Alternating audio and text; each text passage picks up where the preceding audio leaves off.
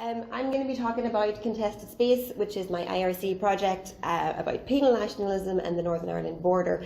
So looking at it now and back 100 years, so from the inception of the border, I'm looking at the concept of penal nationalism. So when the state seeks to bulk itself up, it's like the state on steroids, it's trying to make a point, and how that worked in a contested state like Northern Ireland, how that worked with the land border, and at the moment how that's working with the sea border as well. So that's the kind of the point of the project overall. So there are 5 objectives in the project. The first is it's the lived experience of the border and crime and punishment at the border. So what was it like for people who were living there, who are living there? How did they navigate this? And this is the only project I've done where I have lived experience of this as someone from the border myself. So this is what the project is born out of. So through the century, how did people smuggle goods? How did members of the security services navigate the border? If they were the UDR, for example, and they were from the border areas, or if they were from England and they were part of the British Army, how did they navigate the border?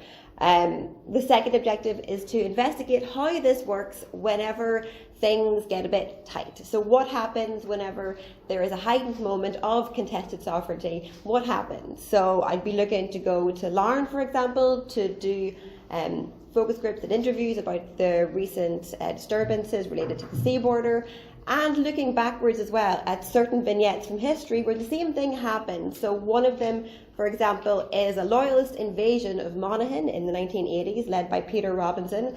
And look, I know, right? And look at what is the memory of this in the Monaghan village that Peter Robinson attempted to invade. How was this kind of represented whenever he came to the Special Criminal Court in Dublin? What happened? And then the third objective is, what is this border like for people who don't necessarily have the right to be on one side of it or the other? So if you're in Donegal and you're travelling to Dublin, but you have no right in terms of your status to travel through Northern Ireland, how does that work? And there are many kind of anecdotal stories about people being pulled off Dublin buses, or the buses that go from Derry to Dublin or from Belfast to Dublin. How does that work? And how do you navigate this contested border in a contested state when you don't have the right to be on both sides of it?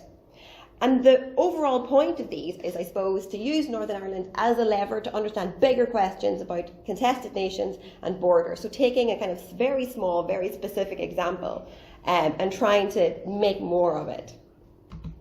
So how are we going to do it? Well, there's going to be 3 of us.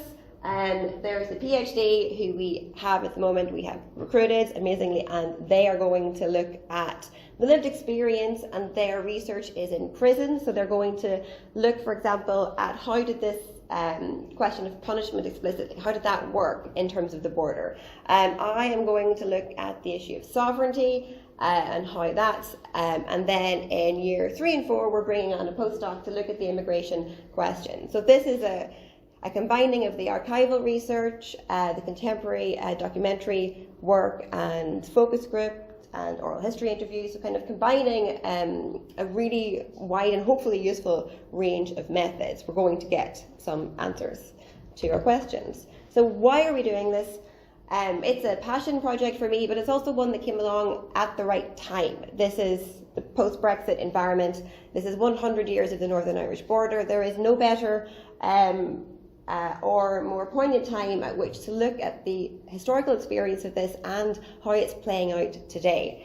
And some of the preliminary research, which relates to cattle smuggling in particular that I've carried out, shows up some of the themes that are coming out under the strand of the lived experience of the border, how people navigated crime and punishment on a very everyday basis as people who lived or worked at the border.